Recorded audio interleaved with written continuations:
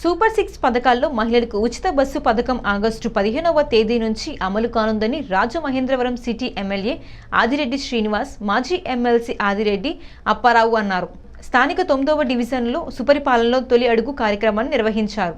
ఈ సందర్భంగా ఎమ్మెల్యే ఆదిరెడ్డి శ్రీనివాస్, మాజీ MLC Adireddy Apparao, AP Shettibalija corporation chairman Kodupudi Satyababu, TDP రాష్ట్ర కార్యనిర్వాహక కార్యదర్శి ఎర్ర వేణుగోపాలరాయుడు, రాష్ట్ర కార్యదర్శి కాశీ నవీన్ కుమార్, నాయకులు దొండపాటి సత్యంబాబు, వర్రి శ్రీనివాస్, మజ్జి రాంబాబు, బుడ్డిగ రాధ, ముప్పులూరి జానకి, రామయ్య, మొకమాటి సత్యనారాయణ తదితరులతో కలిసి మాజీ corporator, division incharge Kosuri Chandipriya పర్యవేక్షణలో ఇంటింటికి వెళ్లి సుపరిపాలనలో తొలి అడుగు కరపత్రాలను అందజేసి స్థానికంగా నెలకొన్న సమస్యలు అడిగి తెలుసుకున్న ఎమ్మెల్యే సత్వరం పరిష్కారం చేయాలని కార్పొరేషన్ అధికారులు, సచివాలయ సిబ్బందిని ఆదేశించారు. పెన్షన్లు, తల్లికి వందనం, ఉచిత గ్యాస్ సిలిండర్లు తదితర పథకాలపై ఆరా తీశారు. ఏముందని మమ్మల్ని జైల్లో పెట్టారు, ఏముందని మా మనవాడిని 25 మంది పోలీసులు మధ్యలో పెట్టి బంధించి మాట్లాడించారు. నీకు సిగ్గు శర్మ ఉందా భరత్? నేను చెప్తున్నాను నీకు, మమ్మల్ని జైల్లో పెట్టమని అన్నవారు వేధించి ఓడబట్ట. ఇప్పుడు చెప్తున్నారు మాకు పెట్టి ఏం చేసావు? మమ్మల్ని ఎవరు ఏం పీకలేకపోయారు. ఈవేళ నువ్వు మాకు వచ్చిన 75,000 మెజార్టీ వస్తే నీకు పోలేని 42,000. ఏమైంది నీ గొప్పతనం?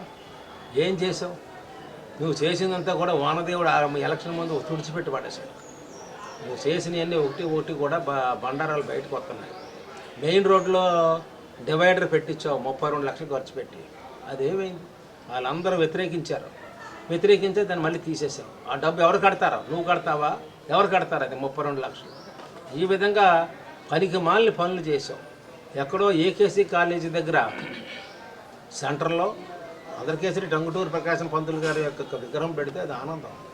అందరూ అడిగారు, నువ్వు కప్పు శాస్త్రం పెట్టావు. కప్పు శాస్త్రం పెడితే ఇప్పుడు ఈవేళ రాజమండ్రి సిటీలో ఆదిరెడ్డి శ్రీనివాస్ ఆ బృందం అందరూ కలిపి అక్కడ వీరేశలింగం పంతులు గారి విగ్రహం పెట్టబోతున్నారు. దాని గురించి నువ్వు ఏమి చేసావో అవన్నీ కూడా పనికిరాని చేసావు. నేను ఆ రోజున ఎమ్మెల్సీగా ఏమైతే చేసి టైం లేక ఆగిపోయినాయో ఈ 5 ఏళ్ళు నువ్వు ముట్టుకోలేదు. ఈవేళ మా అబ్బాయి ఒకటి చేసుకొస్తున్నాం. మా అబ్బాయి అంటే మీ ఎమ్మెల్యే ఆదిరెడ్డి శ్రీనివాస్.